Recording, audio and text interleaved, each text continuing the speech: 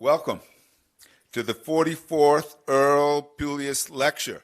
My name is Pedro Noguera. I'm the Dean of the Rossier School of Education. And while I don't have the privilege of introducing our featured speaker, Dr. Shirley Malcom, who's come all the way from Atlanta, I do have the privilege of introducing our distinguished colleague, Adriana Kizar. Adriana is the Dean's Professor of Leadership, and she's also the Wilbur Kiefer Professor of Higher Education and the Director of the Pullias Center for Higher Education. She holds a PhD and MA in Higher Education Administration from the University of Michigan and a BA from the University of California, Los Angeles. Go Bruins. She joined USC in 2003 after serving at the University of Maryland and George Washington University as a faculty member. Dr. Kizar is a national expert on change and leadership in higher education, and the research agenda explores the change process in higher education institutions and the role of leadership in creating change. Her research has been used by government agencies, accreditation bodies, and foundations. She also regularly consults for campuses and national organizations related to her work on diversity, equity, and inclusion, non-tenure track faculty, STEM reform, collaboration, and governance.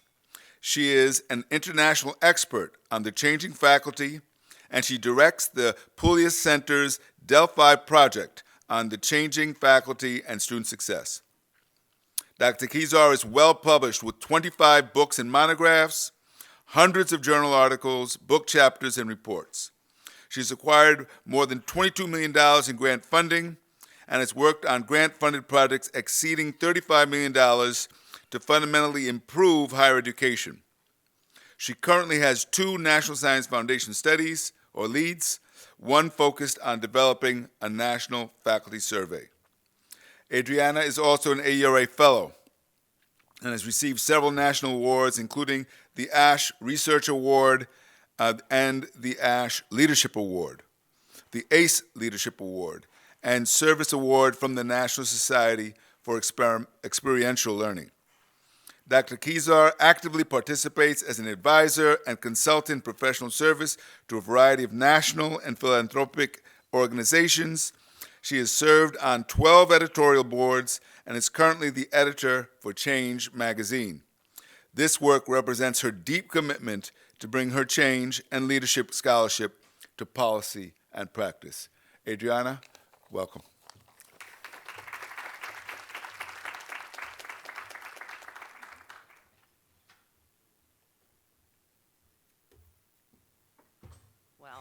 Welcome to sunny Southern California, right?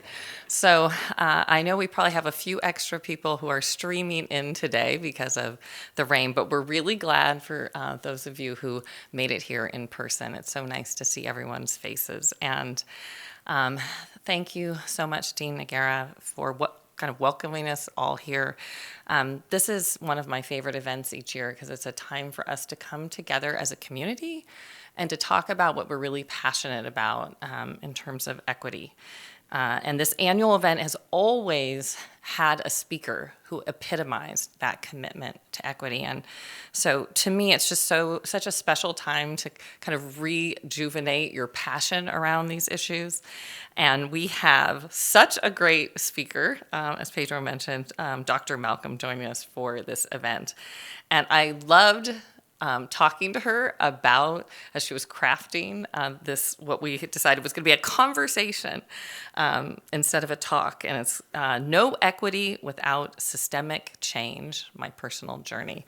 And what a fun privilege for me to be able to spend some time here sitting down talking with Shirley about her journey to support equity. So I'm very excited to be with you all here for that. And I do want to acknowledge that we are in incredibly challenging times right now. And we really need to work together on these issues of equity. This is, right now, there is a real resistance movement to a lot of these issues. And so us coming together collectively like this, this is such an important moment for that. And I hope that part of this event is to network and to do more of that collective action. So I really hope that during the lunch you'll talk to people, meet people who knows down the line could result in some kind of really amazing collaboration. So before I introduce our speaker, I want to just highlight a few things about the Research Center and the amazing faculty and postdoctoral scholars and graduate students that I have the pleasure to work with as a part of the center. Tatiana Melgizo has been doing really amazing work, and she just received a National Science Foundation grant to investigate interventions for historically minoritized students to get through college statistics courses. And this is one of the long-time barriers we know to equity is the math sequences, particularly for STEM majors. And she's been doing work on these research practice partnerships, and this is with Pierce College. But in addition to that, she's also working on an IES grant, partnering with the LA Community College District. And it's an evaluation of the use of technologies during the pandemic and how that could be used to reimagine kind of success among students. So really important projects with equity focus. Our second faculty member is Julie Pasalt, and she's been carrying out a lot of projects related to graduate education. And she has a project that she's been scaling up in California. It's a consortium of equity in graduate education, including 13 universities and 84 graduate programs. And it's really serving as a model, not just nationally now, but internationally. And it's being replicated in the UK. So some of this work, it's so exciting to see that it not only is having an impact across the country, but even going internationally. And she's also been a really prominent voice in the national dialogue in the area that Shirley works in, the sort of equity and STEM, doing some work with the national academies as well as the Biden-Harris administration. So that's been really exciting. I want to make sure to point out this last year, Adrian Huerta, who's over here. He was the winner of the Ash Early Career Award, so well deserved, as well as the prestigious National Academy of Education Spencer Postdoctoral Fellowship. So what a year for Adrian, so exciting. And he's keeping busy as well, though. He has a new grant from the College Futures Foundation to support the development of a racial equity framework for community college baccalaureate programs. And he's also found the time to issue a national report on student parents, which is a really under-researched area. So I'm just so proud of the work that he's done this year. Dwana Bradley, she continues really exciting work that she's been doing on the anti-Black sentiment that perpetually undergirds the levers of federal, state, and institutional policies in the P through 20 pipeline. She's been, like many of our researchers, does this really exciting work that goes between high schools and into college. And one project she's been working on is this community-engaged research effort that centers Black students and their parents, and it's called the Black Student Achievement Initiative. So it's really exciting to see. You'll see a pattern here of a lot of these research practice partnerships that are working very directly with school systems and colleges. Royale Johnson over here has received multiple awards this last year. I think I stopped counting. The AERA Division G Early Career Award, AERA's Multicultural, Multi-Ethnic Education SIG Award for Emerging Scholarship, as well as ACPA's Outstanding Contribution to Multicultural Education and Research Award. So what a year for Royale. I was so impressed with your work. And he also found the time to publish a new book with SUNY Press. I hope everybody gets this book on racial equity on college campuses, connecting research and practice. So just really amazing work. Also, we have Zoe Corwin, who is leading one of the kind of longest term largest research projects we've had at the Pullias Center. It's called the Promoting at Promise Student Success Project, and it's a longitudinal mixed method study. We're on our eighth year with the University of Nebraska system, and that's working with low-income, racialized minority, and first-generation college students, and has really come up with some amazing findings that are going to have national significance. She also finds the time on the side to work on it with an interdisciplinary set of scholars across USC to imagine ways to embed wellness services in non-traditional spaces, such as skate parks. So she's doing some really, really fantastic work. Joey Kitchen, who I imagine is joining us live stream, continues his work. He's been working with Zoe on the PASS project, this whole trajectory of that project, and he's been a dynamic scholar in publishing and had 6 journal articles this last year. So he's been really adding to the scholarship on equity. And I just want to end by noting I have various members of my research team who've been doing really important projects, several of whom are here.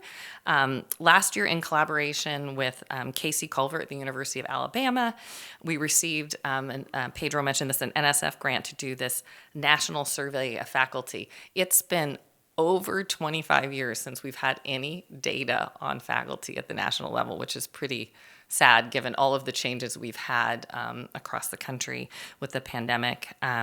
So we're really excited about that. Elizabeth Holcomb, who's I think online, leads our Shared Equity Leadership Project that looks at how higher education leaders can make equity a shared commitment and really create culture change on campuses.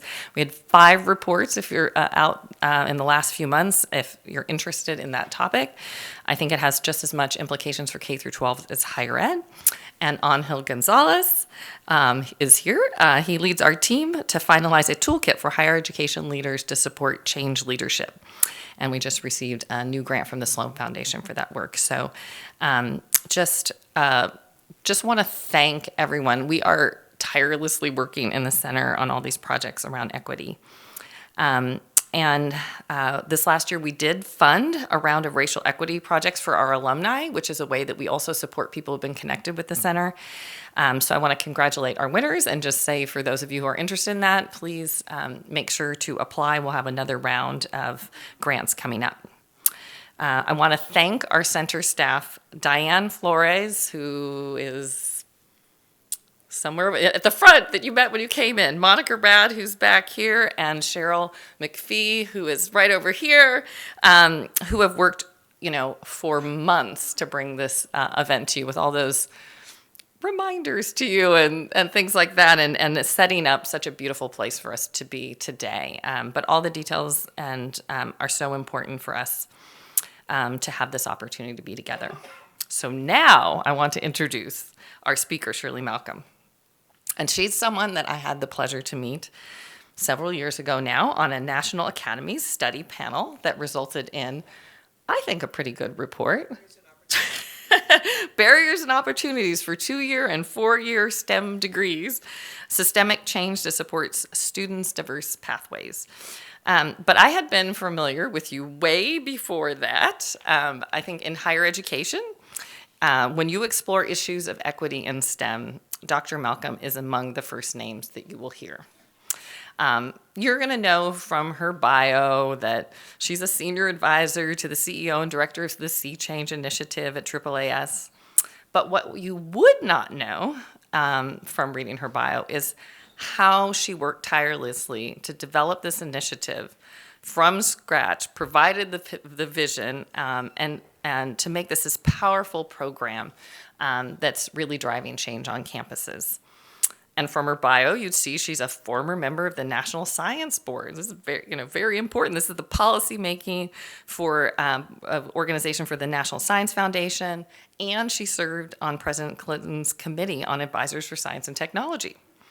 But you may not know she is the mastermind of Broader Impacts, an approach that has transformed the funding at NSF and has brought much greater equity. It's made a huge difference.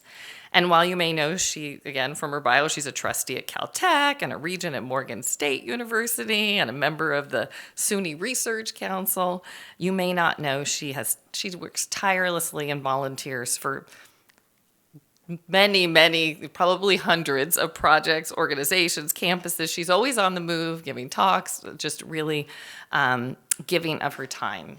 She has a generous spirit. And just a fun fact, her daughter, Lindsay Malcom Peak, Caltech's inaugural Assistant Vice President for Diversity, Equity, Inclusion, and Assessment, was a student at Rossier and received her PhD from our program. So she is a friend of Pullias. She's worked with several of the scholars in our center, and I'm really pleased we'll be able to have this dialogue. So I'm going to invite her up to join me to sit here. And we're going to talk about her journey to systemic change, and I believe miraculously, we're going to have some slides that come up. And I believe our speakers, miraculously will turn on. And I want to start with having you tell me about your path to learning the need for systemic change in order to achieve equity. So this was one of the fundamental things that came up when we first talked was you want to talk about not just diversity, equity, inclusion, but systemic change. And maybe a little bit about your training as an ecologist and how that might have helped you see the nature of the changes differently from others, and what was missing from the landscape to advance equity in your personal history. Well, I'm really looking forward to this conversation. When we had so much fun on the phone, it was like, okay, can we just keep talking? Just record this, and then I don't have to show up. I know. Okay, but in any case, my journey to now, okay, is one that is unusual because you don't usually find scientists who look like me who are as old as I am. And I just wanted to put that out there. I am old. I get to go through the TSA without taking my shoes off. Okay, so that's a sign. That's an indicator. But I was born and raised in Birmingham, Alabama. I went to school in the Jim Crow South, and I became interested in science the way a lot of people of my generation became interested in science, and that is post-Sputnik. Yeah.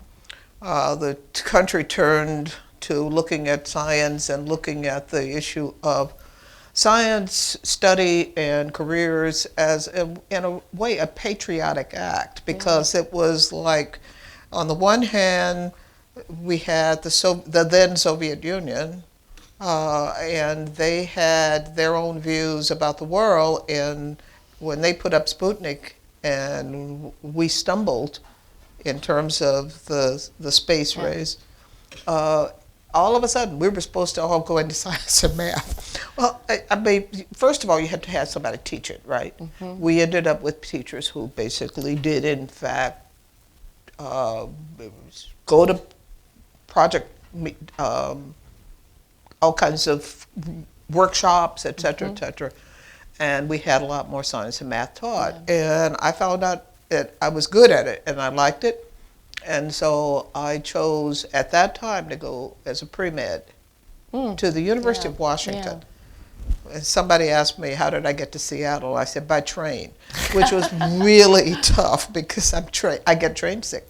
Oh. But in any case, I had an uncle and aunt who lived there, and my sister moved there, and so I moved to the Pacific Northwest. Well, the Pacific Northwest did not look like Birmingham at all. And I did not stay in pre-med. I found it a very, very hostile environment for women, and for women of color for sure. Yeah. I had a faculty member who said, why not go into academic science? I was in a department that was very, very strong in ecology. That's the reason that I wanted to go all the way back there, because you have to understand that when you grow up intellectually in that environment, in a way it kind of molds the way you think about problems, right? So I went to graduate school. I was at UCLA. I got my master's from UCLA, and then I stopped out. It was a very, very difficult time. Dr. King's assassination, Bobby Kennedy's assassination. Every time you looked up, somebody was killing somebody that was supposed to give us some leadership. So I stopped out, and I taught high school for 2 years. And then I decided that I needed to go back to graduate school. I went back to graduate school at Penn State. I got my doctorate in ecology. Those roots run deep, okay? And then I turned around and went on to faculty. But when I married, I moved from North Carolina, where I was on faculty, to the Washington area. And there was no tenure track position waiting for me. But I became really interested in a project that they were looking for a project assistant, a research assistant for a project to develop an inventory of programs in science that had been created for minorities within the sciences, engineering, mathematics, and medicine, biomedicine. And I told somebody if I had been able to afford it, I would have taken that job for free, because quite frankly, I had spent all my time figuring out where is everybody, because every place I went, I was by myself. So this notion of programs that have been taken. So I started to collect these programs. And one of the things that you find out when you start to look at those programs is that they were very localized for the most part. They were often done by people who were volunteering, who saw a need that was local and were trying to address it. So I started to kind of build up this sense, these questions.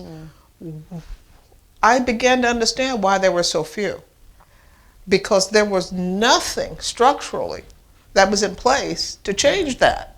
And so over time, looking at it as an inventory and then looking at it as a collection, because I also started to look, we also did a similar inventory for programs for women in the sciences and engineering. And we began to see the conditions under which we were successful in terms of moving the numbers. And they were not the conditions that were necessarily presented in the university. They were extra university conditions that got put in place so that people could be successful. So I think you're starting to see how this is building. And then over time, we started looking again, especially in research universities, what was going on there in terms of putting things in place. We saw a lot of intervention programs. Very few things that were systematic, very few things that built on what we understood, on the research that we had.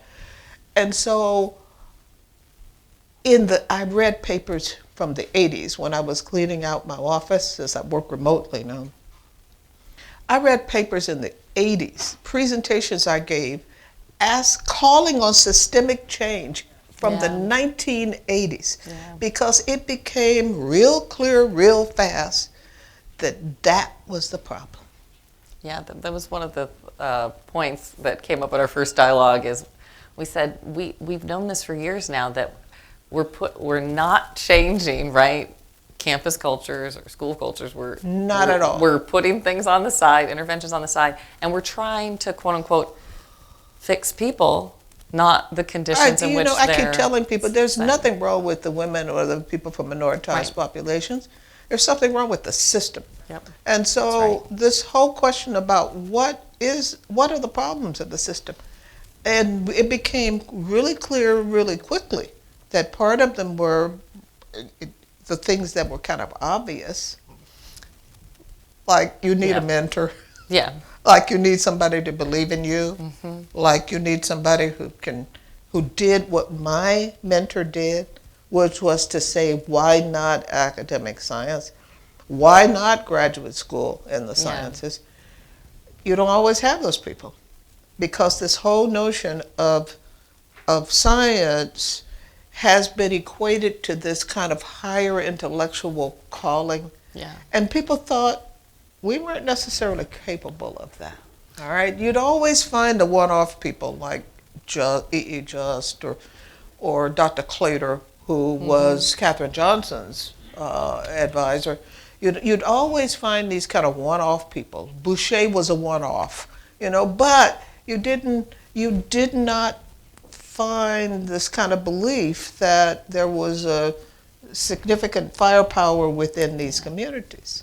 And I actually found a letter that I think that you would be very interested in. A letter from Benjamin Banneker to Thomas Jefferson, when he was trying to make the case that even though Banneker was free, okay, he was trying to make the case that the enslaved populations were capable of higher intellectual learning. So what did he do? He used an example of a product that he created, an almanac that required a lot of knowledge of astronomy and mathematics in order to produce. And he sent a copy of it to Jefferson. And Jefferson was impressed. Okay. Many years later, he started to write to some of his colleagues that he doubted that Banneker had done the almanac. But the point is that science has always been held in this kind of space. You've got to be a certain kind of intellect in order to really contribute in that area. Science has always been used as this kind of club, this power. Yeah. Even invoking science to justify enslavement. Yeah. Says these were inferior beings, and it was okay for whites, which were at the top, who were at the top of the hierarchy, to enslave these other who were lesser. Well, we're hoping we're turning science upside down now. I Yes. hope. Well, I want to, this kind of, I'm going to bring us a step along on your journey. And one of the things you wanted to talk about was how you think differently about systemic change today than, say, you did even in the 80s when you recognized back in the 80s we need systemic change. So, but you said, but I've evolved in my thinking. And what has changed to help you make realizing systemic change possible? So it's also, you have to have an awareness, but then you've got to be able to realize it. And there's a diagram, there it is, that you had asked us to put up that helps encapsulate some of this. Yes. Yes, it does.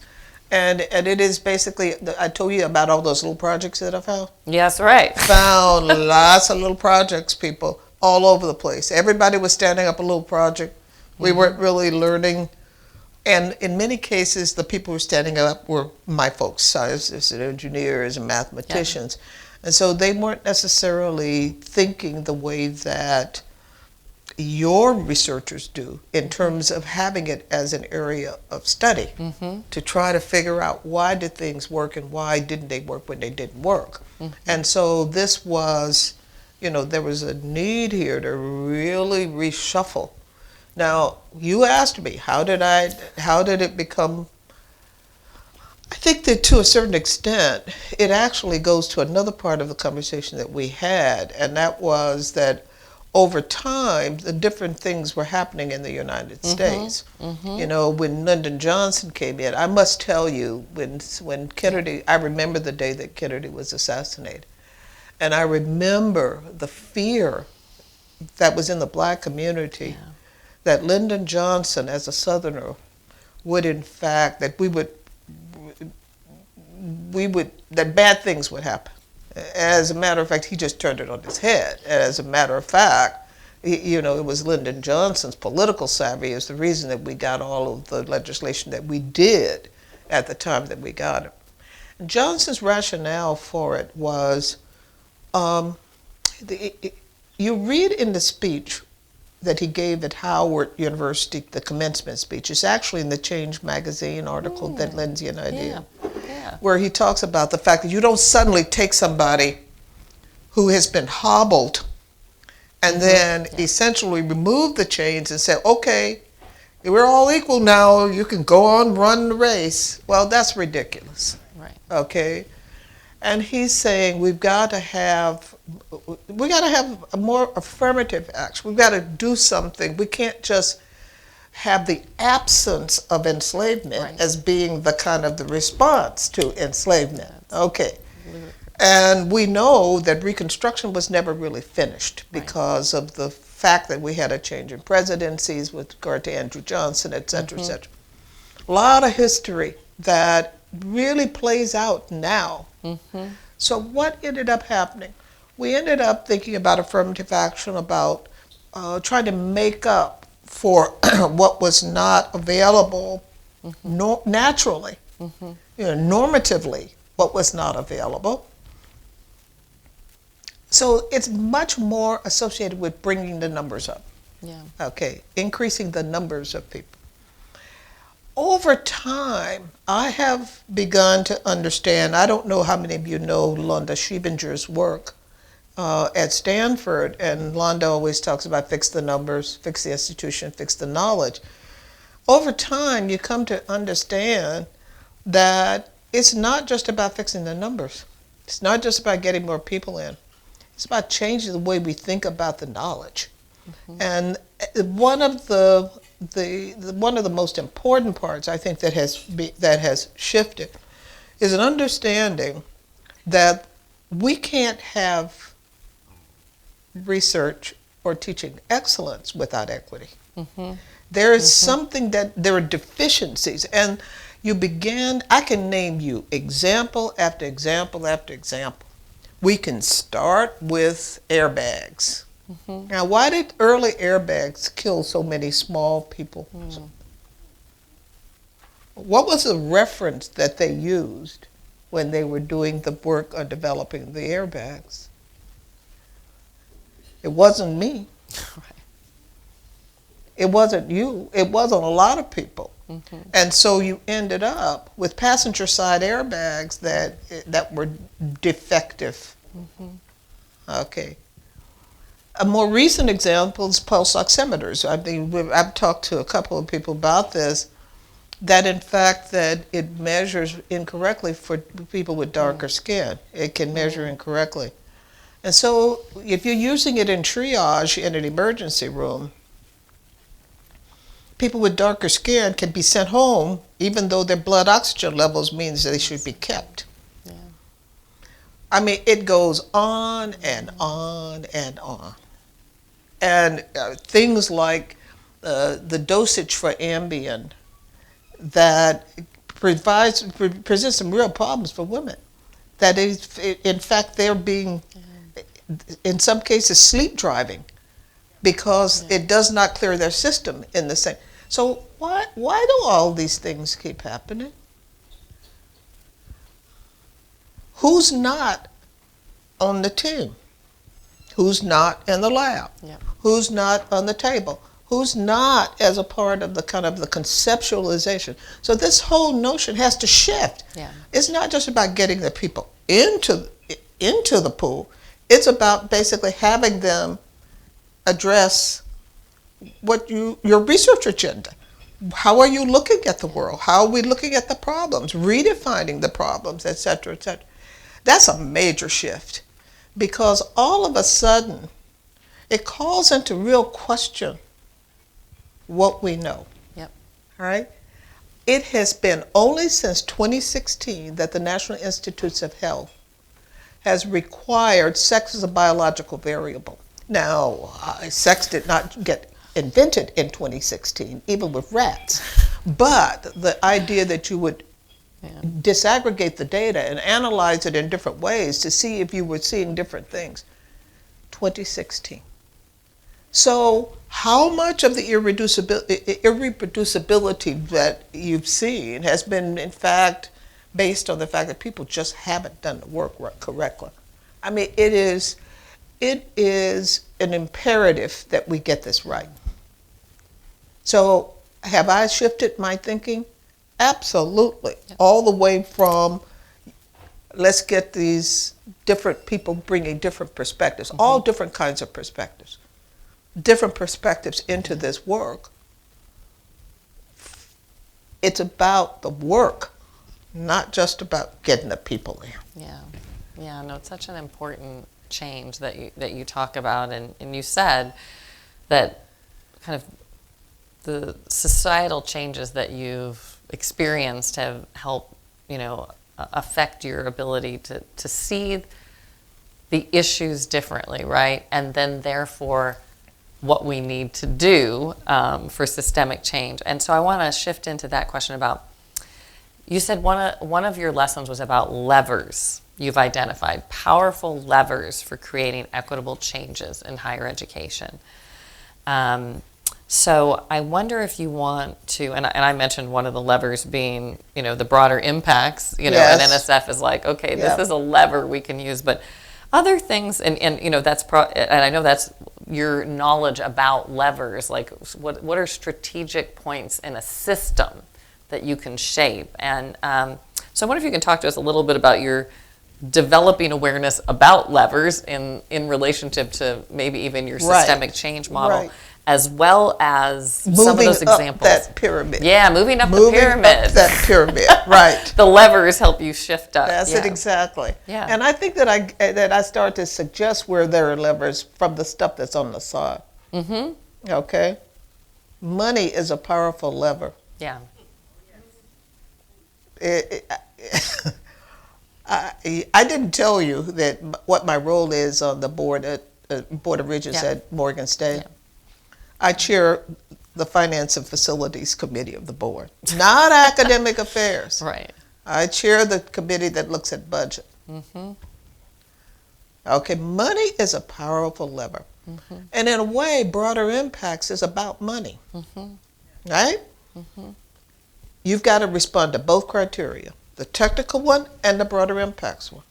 And if you don't, in theory, Right. because a lot of things fall apart on implementation. You've got to have goodwill, and people have to they have to actually do stuff. They can't just think about stuff. They've got to do stuff.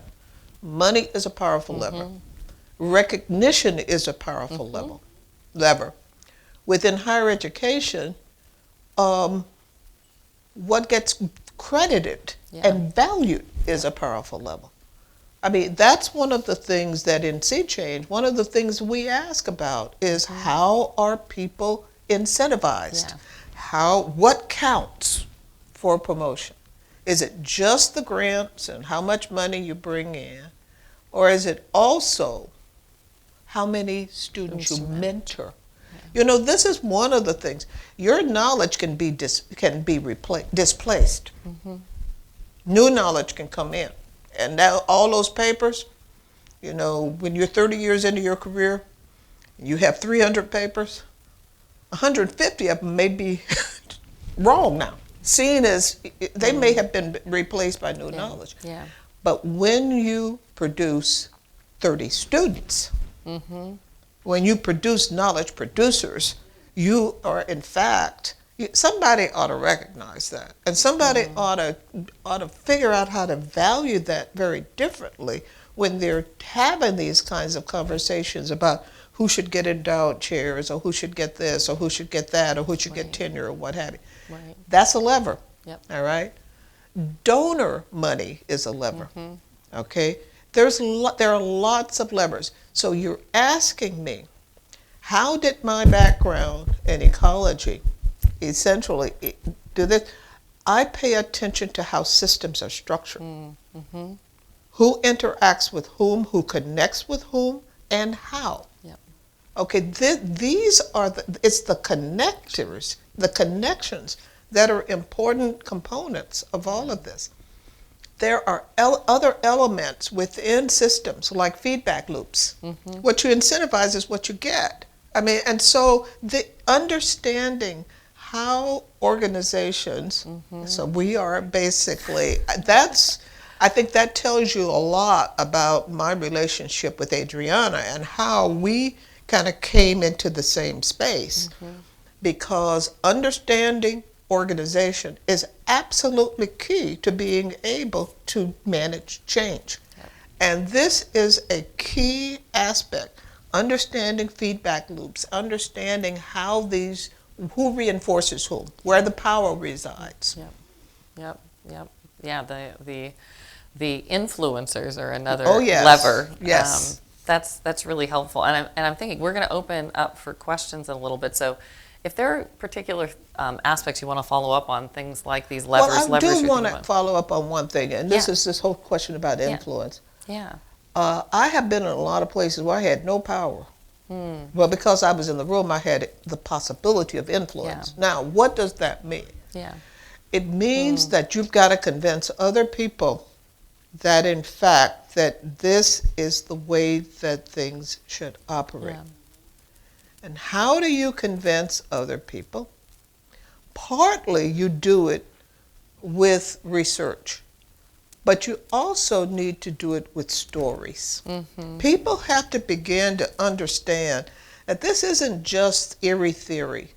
I mean, and I think that there is too seldom that people actually use story to connect to the research and to the numbers, so that people can begin to understand from folks' lived experiences how this plays out on the ground. And that is, I think, an absolutely key point to being able. And I have been in a lot of situations where I knew I had no power. I don't know if I told you about the time I served on the Commission on Federal Election Reform. No, you did not. Co-chaired by President Carter and wow. Secretary Baker. I was totally out of my league. All right.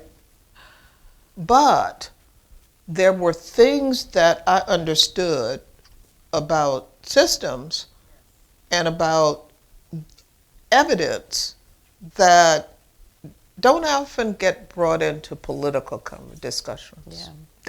Yeah. No, that's really important. And I think one of the aspects that you shared in our conversation was, I want everybody to learn to think about systemic change and to become aware of why it's so important, as you did, to think about how to implement it. And then you talked about the role of leadership. You said in systems are dynamic, and part of that dynamism is the leadership. The leadership shifts things. And you were kind of alluding to sometimes, and you can be different kinds of leaders. You've had the opportunity to be, you told me, serving as a trustee, where you have power and authority, and that's, you learn different lessons there. But then you also had these lessons that you just talked about earlier in life when you didn't have as much influence. So I wonder if you could talk to us about leadership, maybe now from that point of view. You were talking about that time when you had less power, maybe as you've kind of moved into your role as trustee, and how important leadership is. I mean, the thing is that a lot of people think that in order to be leaders, that you have to be named to something. You're the president or the CEO or whatever it is. Right. And oftentimes those people are managers, but they're not leaders. Yeah. And there is a difference. Yep. And I had some of the deepest lessons on leadership from people who when you say leadership, I think of them. It is the need for leadership at every level. Don't just think that it's the person at the top. Yeah. You have people leading from the grassroots, and I lived with grassroots leadership. That's when in Birmingham, the efforts to get the vote, get people to the point where they were registered to vote, those were grassroots efforts. These were people. This was my grandmother and her mission circle, and when she was able to go in and pass the literacy test, yes, those were the days of literacy tests. She inspired other people in her missionary circle to go and try to do it as well, to study first, however, and then go and do it as well. Leadership is needed at every level. And that's the question about whether or not people are willing to lead where they are. And that is absolutely essential for systems level change. I mean, one of the things that I've seen, for example, is how frequently presidents and provosts turn over in higher education institutions. There's a churn that's there. And what happens in that churn?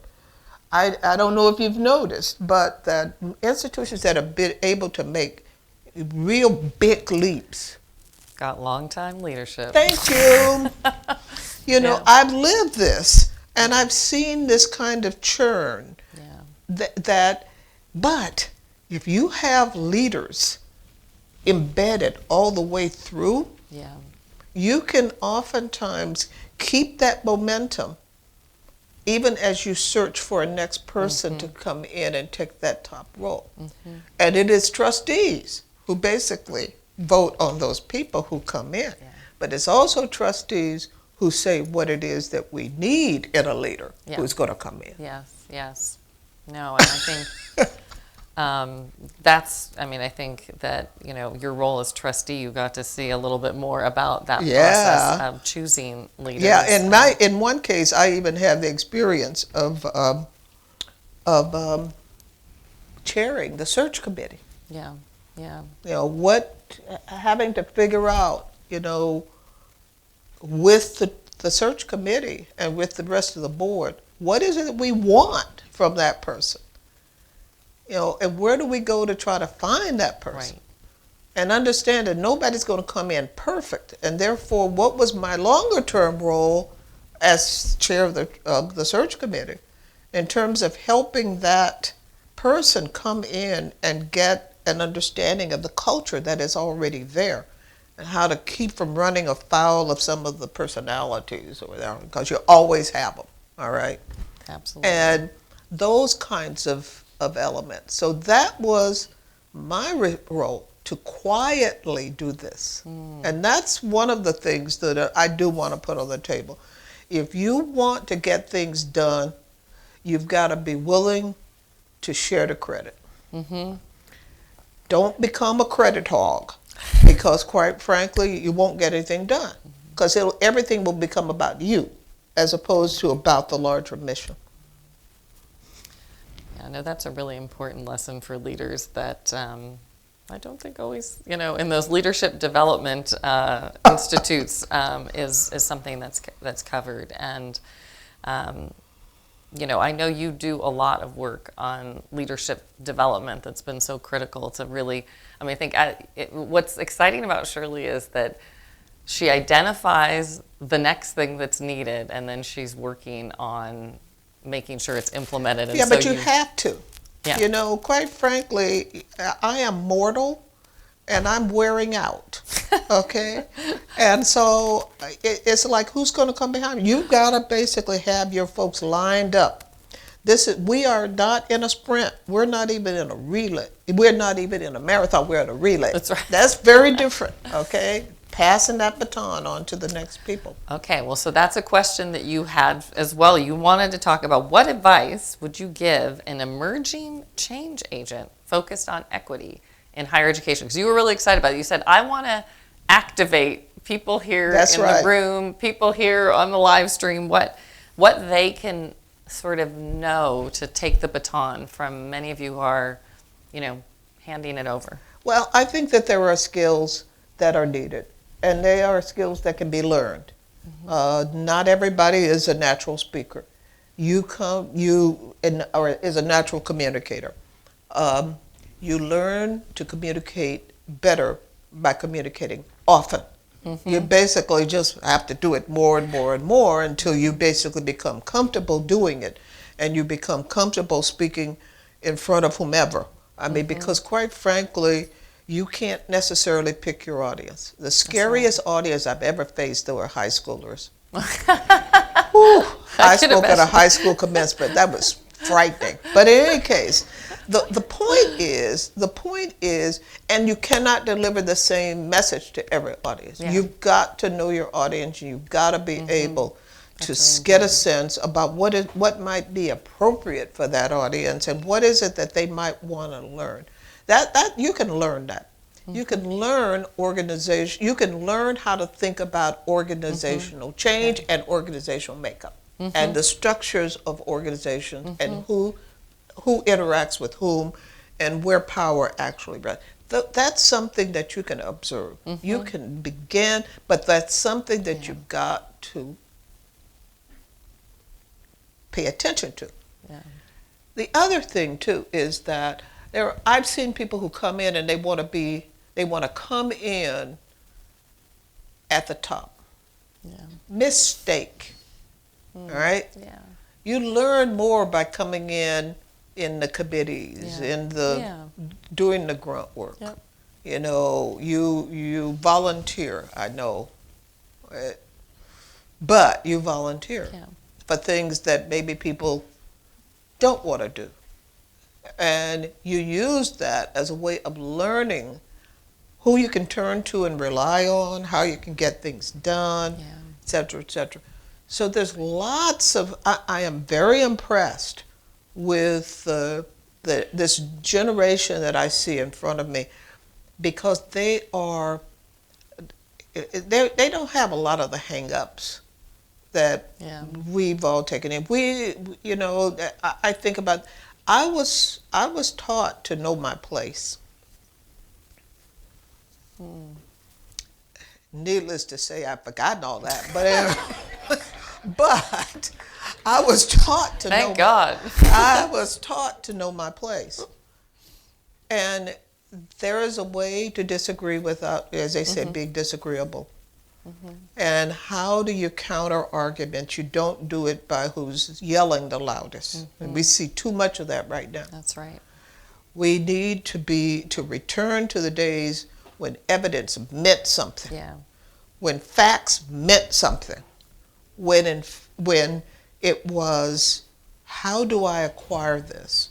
How do I increase my understanding and my knowledge of what's going on? And that's what I want this next generation to lead from strength, the strength that I'm not just pulling this stuff out of my ear or some other orifice, but this is based on the best knowledge that is available right now.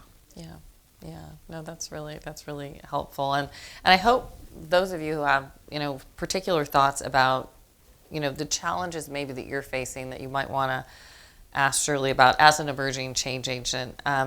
We wanted to have you end before we go out to questions to talk about what most excites you today as you think about systemic changes that you're working on, like kind of in the space of today. You've brought us through a little bit about your journey about, how you came to map and understand the issues around systemic equity, how societal context has shaped things, how you've come to identify parts of the system that are really important, like levers or leadership, and how your roles have then kind of helped you each time kind of pivot to see different pieces. So now you're at this point in time. I'm kind of interested in what most excites you today.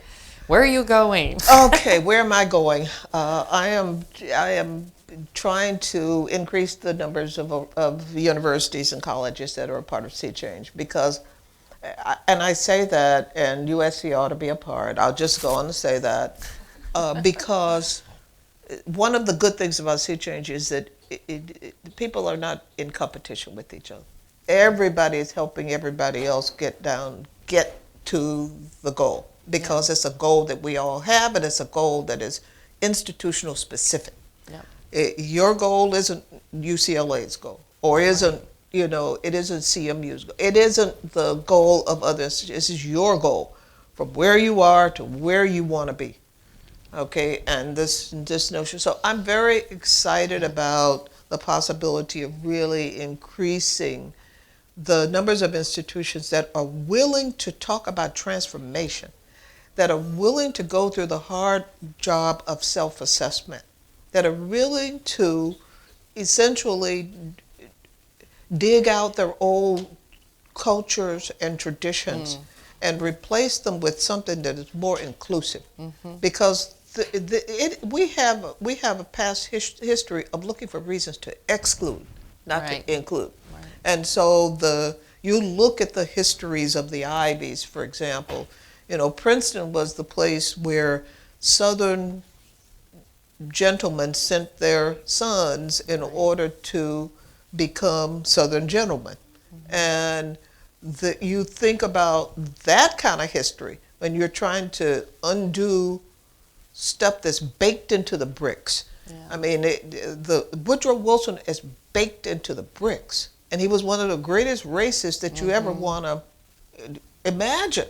All right, you can give people their props on the one hand for what they did, but you cannot some of our governors' views aside, erase the other part of them. And I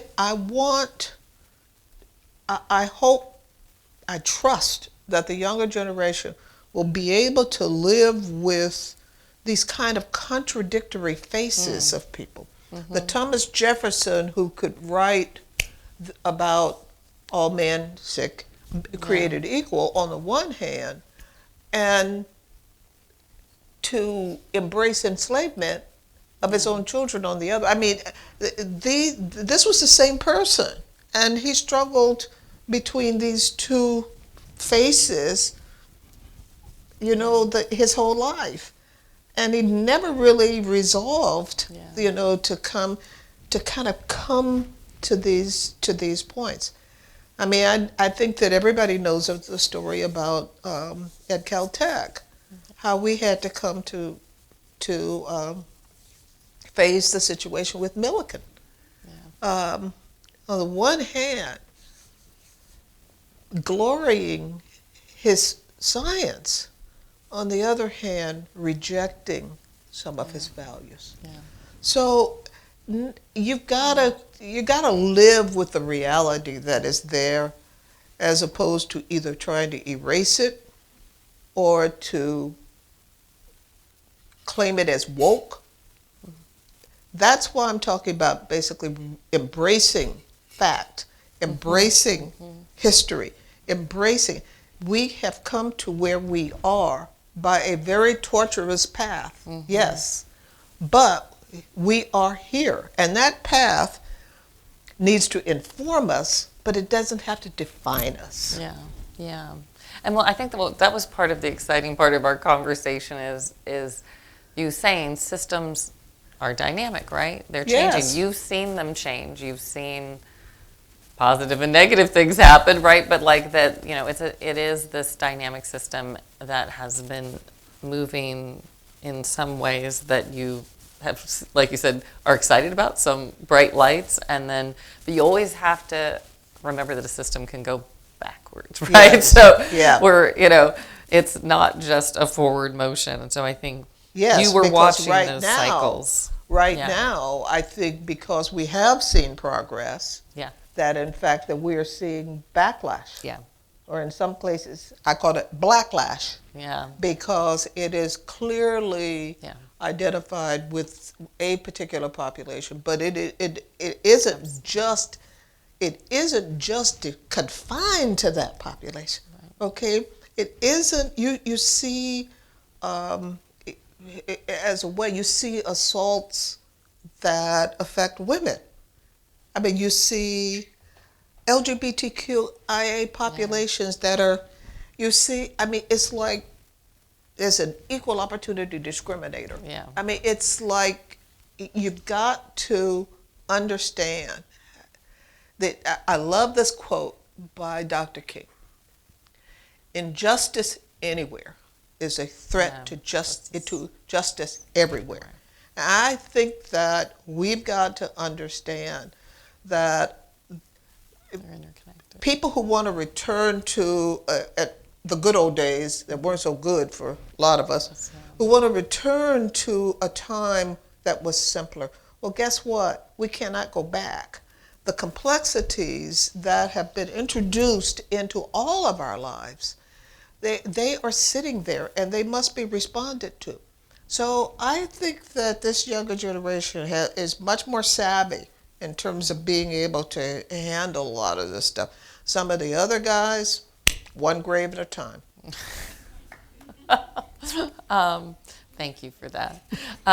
So I wanted to have us, if we could, because I know I was bad and did not get the clicker. We here. have no idea what time it is. We're just going to sit up here and talk until Well, the cows come home. I wanted to go back to this diagram because we touched on it. Yes. And I'm going to see backward Everything motion. I have said is basically embedded in Perfect. that diagram. Yes. So I know that we flashed through it pretty quickly, so I did want to make sure. Can you walk the group through I don't know if you can see it, the diagram Yeah, over. I can see. Yeah. I basically can see it in my head all the time. All the time. I live it. Okay. Okay. Well, I mean, the thing is that we have a whole bunch of little stuff going on, Yep.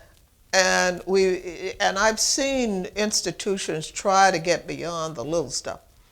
And in some cases, they will have like a discrete program, like the engineering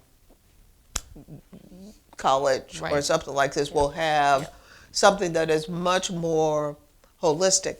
The problem is they can't get there by themselves Yep. because the rules that relate to tenure and all these other kinds of things, they don't exist at that level. They don't operate from that level. They operate from the top. So Yep.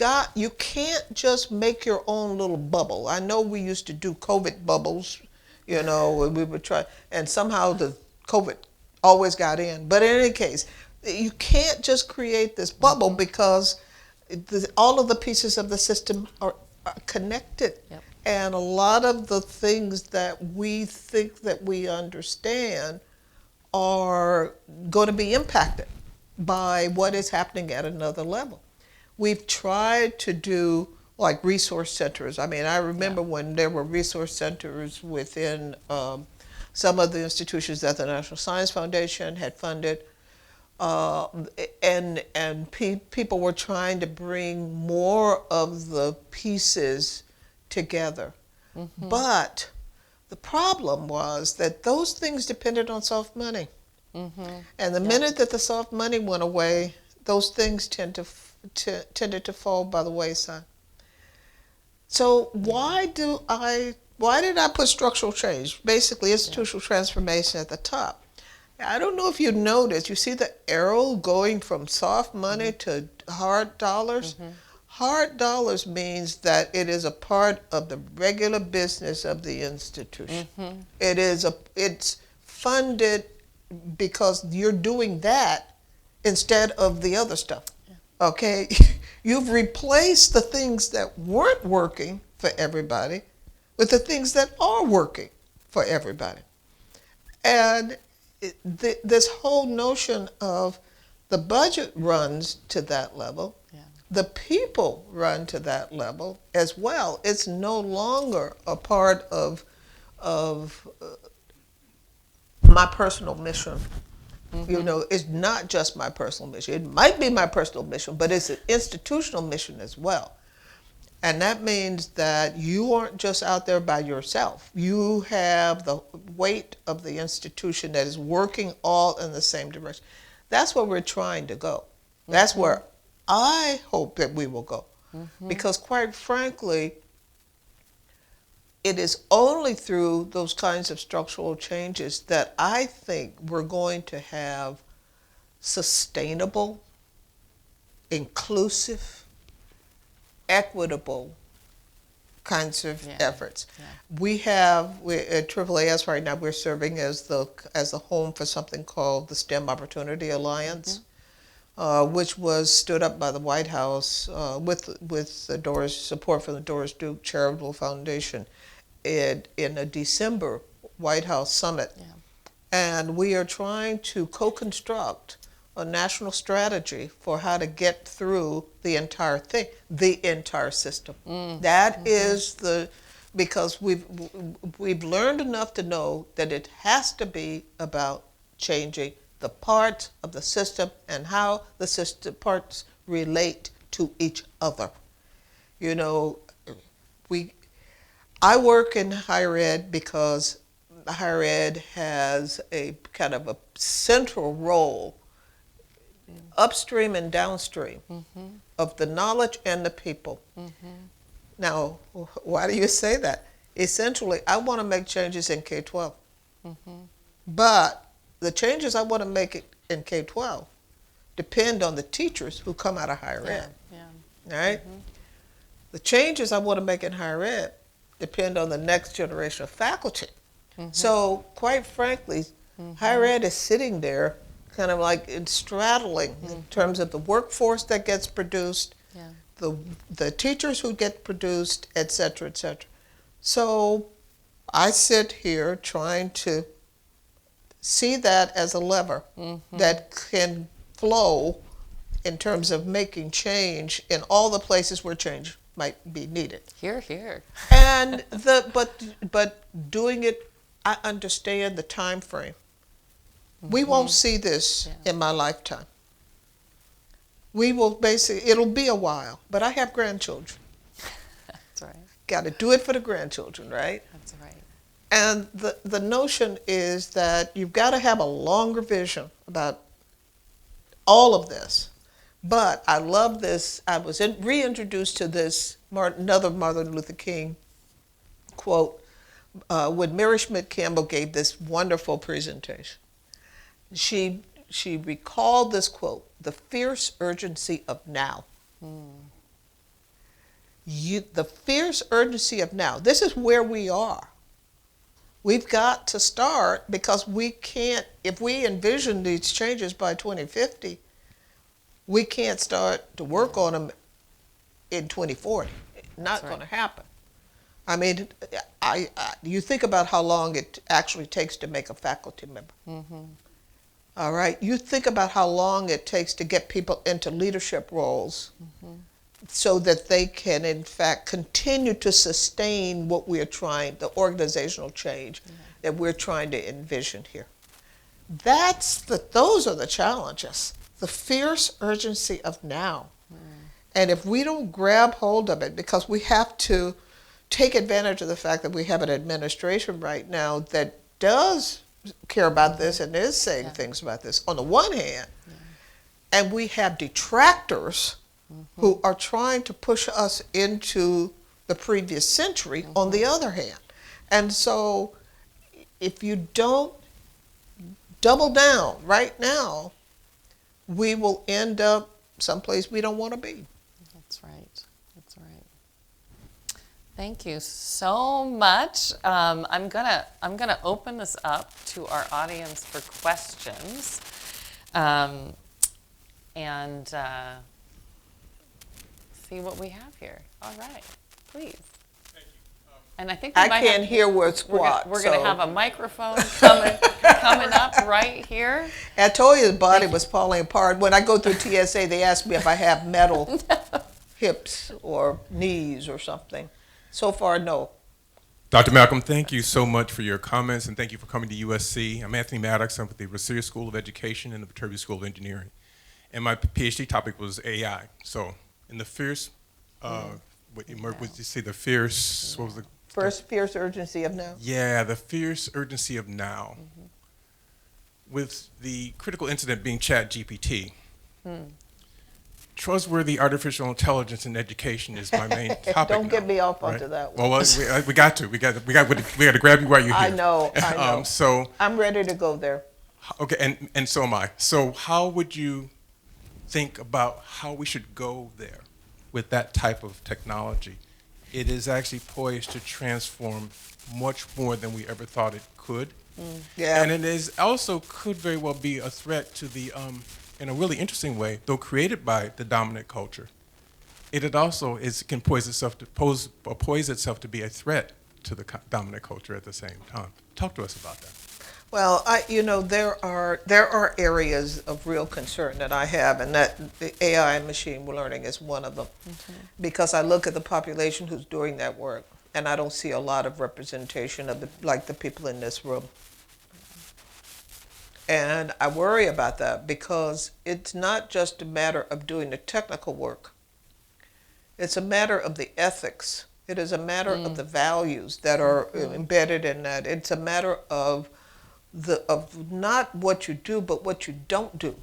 And so being able to have those kinds of perspectives represented in that area, it's absolutely critical. I mean, we have seen a taste of AI. We see self-driving cars, we see facial recognition technology, we see the chat bots and everything like that, and all those things have problems. We build off of existing data, and to the extent that the data are biased, as they are going to be, they just bake bias into AI systems. And yet people will be led to believe that somehow this technology is superior to human judgment because it's technology. And no, And so this whole question about what do you trust and who do you trust is a really, really big one. There's lots of conversation right now about trust in science and what have you, and we had a brief conversation that the issue needs to start with trustworthiness. Who is worthy of trust? How do you gain trust? By being worthy of trust, and that means being consistent, being principled, and not just basically flying in whatever direction is the wind is blowing. And I think that right now we are starting to understand that when it comes to issues where there are societal impacts, the impacts are different on different societies, and to that extent, there needs to be the broadest representation as possible in the decision making about those kinds of things, and that is not happening. And it isn't just AI. I mean, I think about whose diseases get studied. What are the research agendas around health disparities? You know, these kinds. I've been in enough of those rooms where research agendas get set that I know that it's very much a product of who's in that room and who and what they think is important. Yeah. And if importance gets attached to one particular demographic, or the word, or the values, or the perspective of one particular demographic over another, we got a problem. Yeah. And so I do think that these kinds of issues of being worthy of trust, our institutions have to be worthy of trust as well. And so many of them are not. And so many of them are losing the trust of the populace. I think right now that I worry about the judiciary in this country losing the trust of the people, because when you start having the things that hold the democracy together, behaving in ways that they don't engender trust, right, then that's when you begin to lose it. And I think that these are critical areas, and in the sciences, I think they're absolutely critical. And I just think we just have to fight that with every breath in our bodies. Yeah. Thank you. That's a really good question to start us off. I appreciate it. And others, and feel free to also offer commentary on Shirley's feedback, just your thoughts. It doesn't have to necessarily be questions, but what her talk has evoked in you, maybe of something that would be beneficial for all of us. So just feel free to. There you go. What an honor to meet the legend, Dr. Malcom. I'm part of the OGs with Paloma, who represents Lindsay and others from the Center for Urban Education. So I'm excited to finally meet you, and now I know where Lindsay gets her brilliance. That's right. I'm Adrian, and I direct community college partnerships for the Race and Equity Center. And so I work with a lot of community colleges, and they're highly bureaucratic institutions with a lot of hierarchies. And one of the challenges that I have in talking to different leaders in these institutions is the very people who are doing a lot of the hiring, they tend to be the folks that are maintaining the status quo, and that status quo is very white. Yeah. The faculty in the community colleges is 70-odd% white, whereas the students, are predominantly students of color. And so what advice do you have to leaders who want to push back? And you said something about like formal versus informal power, right?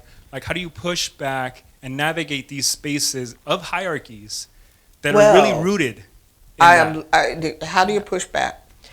In too many cases, people they're making pronouncements that don't hold up under scrutiny.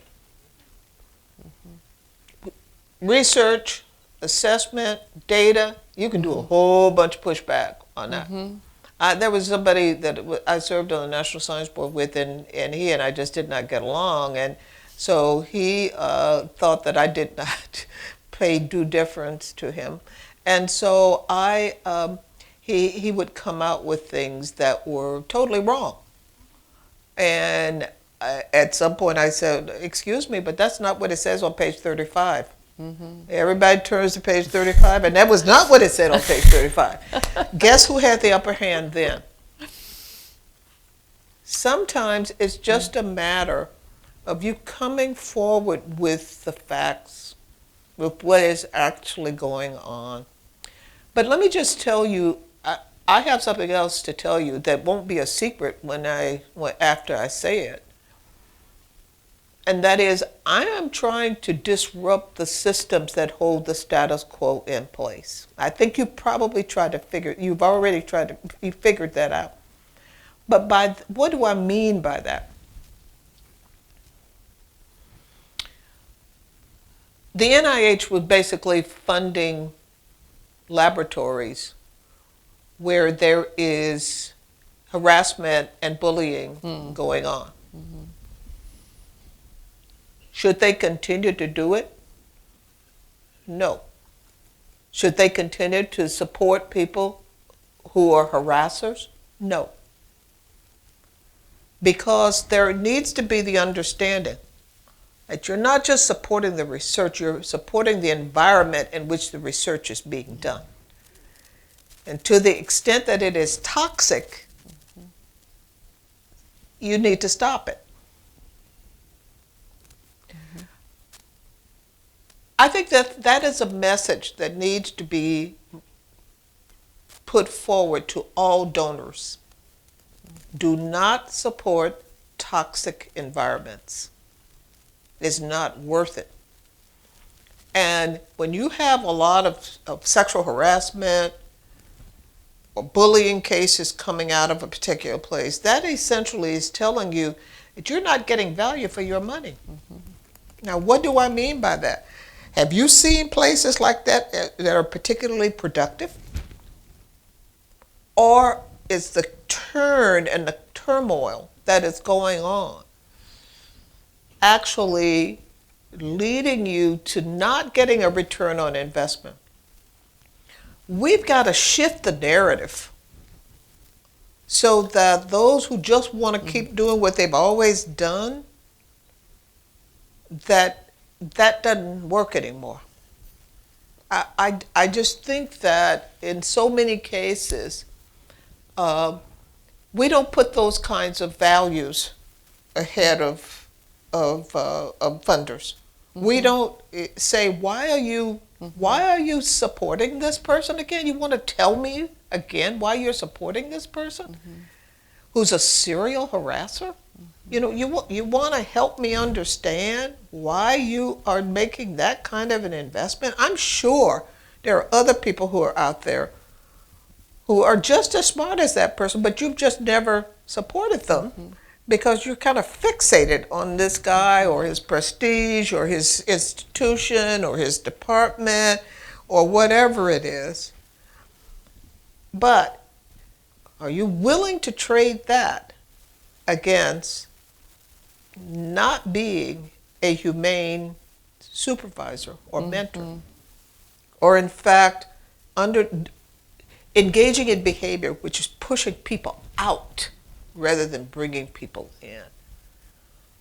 So I think that having a much deeper conversation around our values, our ethics, what we're willing to support and what we're not, it's time for that. Yeah, and finding ways to bring those into settings that can just, disrupt the hierarchy, right? When you get down to talking about values, it really shifts the dialogue. It's either data or, values, I think, can be really powerful levers, like you're saying, and just sometimes we don't use those levers. I know, and those are powerful levers, but data are very, very powerful levers. And oftentimes people will come out with stuff that are just not supported by the data. Yeah. But I will never forget my new favorite book, The Exceptions. Are you familiar with this? I'm not. This is a book about Nancy Hopkins and the women at MIT. Oh, yes, I okay, am. This Yeah, is, no, I okay, know it's this book. gotten- Yep, yep. So Nancy was told by her department chair when she asked for more space that that other people didn't have more space than she did. So what did she do? She got the She data. measured. And she found out that in fact it was not true. That's right. That junior faculty came in with more space than she had. All right. So when you are presented with the facts, what do? You could either run from them, or you could take it under advisement and try to bury it, or the person who with the facts goes to the dean. All right. That is, I love that idea. Just basically, just measure. Okay, is that true? What that person said true? I think about, for example, the use of SATs and GREs in making admissions decisions. Okay, when we couldn't use SATs because of the pandemic, what happened? We got higher numbers of people of color even applying. People had self-censored. They had just taken themselves out of the game because they knew that these were not their test. Yeah. All right. But then the question is, well, whose tests were they anyway? And what information were they supposed to give us? What happened to you on a Saturday morning was supposed to be more important than what happened to you in 4 years. I mean, so the question is, all of a sudden you saw different mixes of people coming up. So then the question is, well, what happens to these people once they get in? They're fine. First term may be a little shaky because they got to get used to a different movement. I mean, come on already. I came out of a segregated high school in Birmingham that nobody put a whole bunch of stuff up there expecting to get any scientists out of that high school. I can guarantee you that. And when I got to the University of Washington, in my first chemistry lab, I hadn't even seen the stuff that was in that lab. And my first lab quiz, I got a 9 out of 20. My second lab quiz, I got a 7 out of 20. That was not the right direction, so I decided I would go see my TA. I convinced him that no, I was not dumb, that I was underprepared. I managed to somehow get him to buy into that idea. So he explained some things. He did a little bit of help, etc. My third quiz, I got an 18 out of 20. He was happier than I was. The point is that in many cases, people they're not coming from level playing fields. Right. They're coming from schools that don't even offer AP courses, and they expected to compete against people who are coming in with 5 or 6 AP courses. Yeah. And that doesn't mean that other person wasn't capable of doing the more rigorous work.